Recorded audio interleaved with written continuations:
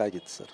Sir ಇದೆಲ್ಲದ್ರ ಜೊತೆಗೆ Sudeep sir ಜೊತೆಗೆ final ವೇದಿಕೆ ಮೇಲೆ ಮಂಜೂರು ಇರಬೇಕಾಗಿತ್ತು ಅನ್ನೋಂಥ ಯೋಚನೆ ಇದ್ದಾಗ ಸೊ ಯಾವಾಗ ಅದು ಕೈ ತಪ್ಪಬಹುದು ಅನ್ನೋಂಥದ್ದು ನಿಮ್ಗೆ ಗೊತ್ತಾಯಿತು? ನಮಗೆ ಯೋಚನೆ ನಮಗೆ ಅದು ಇಲ್ಲೇ ಇಲ್ಲ ಅಂತ ಬಿಡಿ, ನಾವು ಕಪ್ಪೆತ್ಕೊಂಡು ಬರ್ತಾನೆ ಅನ್ನೋದೇ ಯೋಚನೆ ಇದ್ದಿದ್ದು.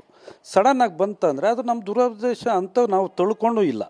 ನಮ್ಗೆ ಖುಷಿ ಆಯಿತು. ಹೆಂಗೆ ಖುಷಿ ಆಯಿತು ಅಂದರೆ ಫೈನಲ್ವರೆಗೂ ಹೋದ್ನಲ್ಲ ಒಬ್ಬ ರೈತನ ಮಗ, ಅವನು ಕಷ್ಟಪಟ್ಟು ಆಡಿಕೊಂಡು ಫೈನಲ್ವರೆಗೂ ಹೋದ್ನಲ್ಲ ಅನ್ನೋದು ಒಂದು ಖುಷಿ ಆಯಿತು.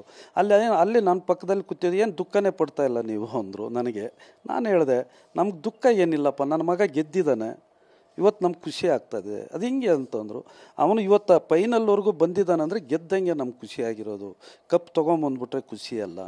ಅವನು ಇವತ್ತು ಕರ್ನಾಟಕದಲ್ಲಿ ಎಲ್ಲೋ ಒಂದು ಮೂಲೆನಾಗ ಒಂದು ಗುಬ್ಬಚ್ಚಿ ಥರ ಇದ್ದವನು ಇವತ್ತು ಕರ್ನಾಟಕಲ್ಲ ಅವನು ಪ್ರಚಾರ ಆಗಿದ್ದಾನೆ. ನಮ್ಗೆ ಅದು ಗೆದ್ದಂಗೆ ತಾನೆ, ಇನ್ನೇನು ಬೇಕು ನಮ್ಗೆ ಅದ್ರಗಿಂದ ಅಂತ ನಾನು ಹೇಳಿದ್ದೀನಿ.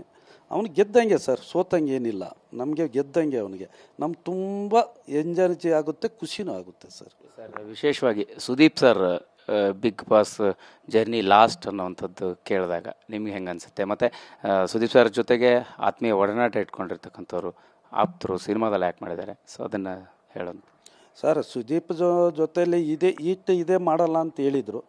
ಅವರೇನೋ ಒಂದು ಒಳ್ಳೆಯ ಮನಸ್ಸು ಮಾಡಿದ್ದು ಭಾರಿ ಚೆನ್ನಾಗಿತ್ತು ಸರ್. ಅವರು ಇನ್ನೊಂದು ಅವ್ರಿಗೆ ಏನಿದೆ ಫಸ್ಟಿಂದ ಒಂದು ವಾರನೂ ನಾನು ಆವಾಗಲೇ ಅದನ್ನೇ ಹೇಳಿದೆ, ನನಗೆ ಅದೊಂದೇ ಅವ್ರ ಮೇಲೆ ಒಂದು ಅಭಿಪ್ರಾಯ.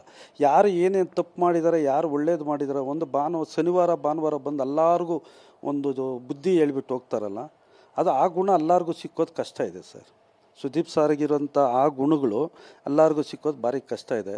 ಎರಡನೇದು ಏನಂದರೆ ಮ್ಯಾಕ್ಸ್ ಫಿಲಿಮ್ ನನ್ನ ಮಗನ ಜೊತೆಯಲ್ಲಿ ಹಾಕ್ಕೊಂಡು ಅವರು 2 ವರ್ಷ ಅವನ್ನ ತಿದ್ದಿ ಆ ಪಿಕ್ಚರಲ್ಲಿ ಒಂದು ಪಾತ್ರ ಕೊಟ್ಟು ಇದಂದಿದ್ದಾರೆ. ಒಂದು ವಿಡಿಯೋ ಕಳಿಸಿದ್ರು ಫೋನಿಗೆ. ಅವರಿಗೆಲ್ಲ ಯಾರೋ ಕೇಳ್ತಾಯಿದ್ರು, ಏನು ಸರ್ ನೀವು ಯಾರು ನೋಡಿದ್ರು ಉಗ್ರಂ ಮಂಜುನೇ ಹೈಲೈಟ್ ಆಗಿದ್ದಾನೆ ಫಿಲಿಮ್, ನಿಮ್ಮನ್ನು ಡೌನ್ ಮಾಡಿದ್ದಾರೆ ಏನು ಸರ್ ಅಂದರೆ, ಹೌದು ಅವನ ಹತ್ರ ಒಳ್ಳೆ ಕಲೆ ಇತ್ತು, ಒಳ್ಳೆ ಕಲೆಗಾರ, ಅವನು ಕೊಟ್ಟಿದ್ದೀನಿ, ಈಗ ಬಿಗ್ ಬಾಸ್ ಮನೇಲಿ ಕೊಟ್ಟಿದ್ದೀನಿ, ಅಲ್ಲೇನು ಮಾಡ್ತಾಯಿದ್ದಾರೆ ಅಂತ ಹೇಳಿದ್ದಾರೆ ಅವರು.